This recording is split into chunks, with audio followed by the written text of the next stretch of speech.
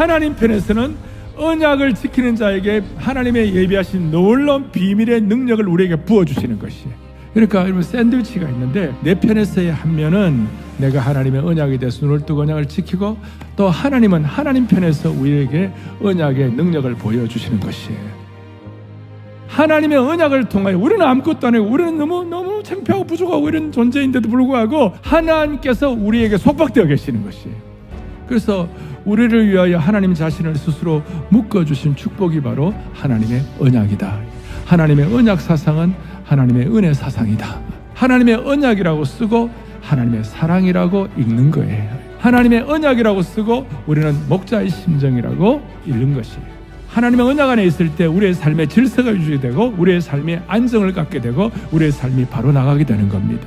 하나님의 언약 사상에 근거한 중요한 기도의 제목 4가지를 말씀을 드릴 거예요. 하나님의 언약의 자손이 된 사람은 어떤 사람인가? 그가 택할 길을 그에게 가르쳐 주시리로다. 첫째, 인도하신다. 언약적 하나님의 자손에게는 하나님의 인도가 있게 되는 것이에요. 왜냐하면 하나님의 백성들에게는 그의 택할 길을 가르쳐 주신다고 하셨어요. 날마다 택할 길을 가르쳐 보여주신 주님을 찬양하는 것입니다. 두 번째는 그의 영혼이 평안히 산다. 하나님의 언약의 기도 안에는 우리의 영혼이 평안히 사는 것이 포함되어 있는 것입니다. 여기서 말하는 이 평안은 영혼의 평안함을 통하여 유발되는 모든 삶의 전 영역에서 하나님께서 평안함을 허락해 주시는 것이에요. 그런데 영혼이 평안하려면 영이 육을 지배해야 돼요. 영이 육을 통제하게 되면 육신의 평안이 자연스럽게 따라와가지고 우리의 삶이 평안한 하나님의 언약의 축복의 경제에 들어가게 되는 겁니다. 세 번째로는 뭔가? 그의 자손은 땅을 상속하리로다. Succession, inheritance, GPS, guidance, peace, succession. 구약에서 이 땅은 축복의 대명사예요.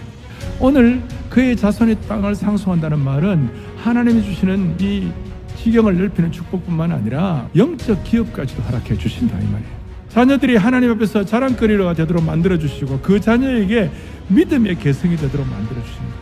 그리고 부모의 언약의 기도가 자녀의 평생의 축복이 되도록 만들어주시는 줄로 확신합니다.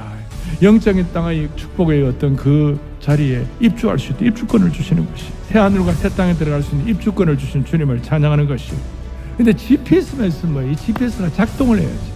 이 세 가지보다도 가장 강력한 기도의 제목이 뭐냐? 여호와의 친밀하심이 그를 경외하는 자들에게 있도다.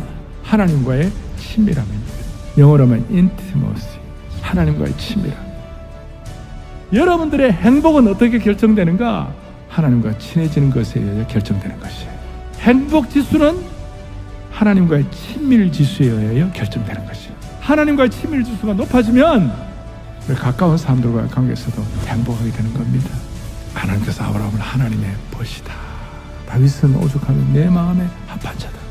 사도 요한은 그가 사랑하신 자가 되었다. 바울 같은 경우는 그는 나의 그릇이다. 이 친밀함을 통하여 여러분들의 행복 지수가 새로워지기를 바라는 것입니다.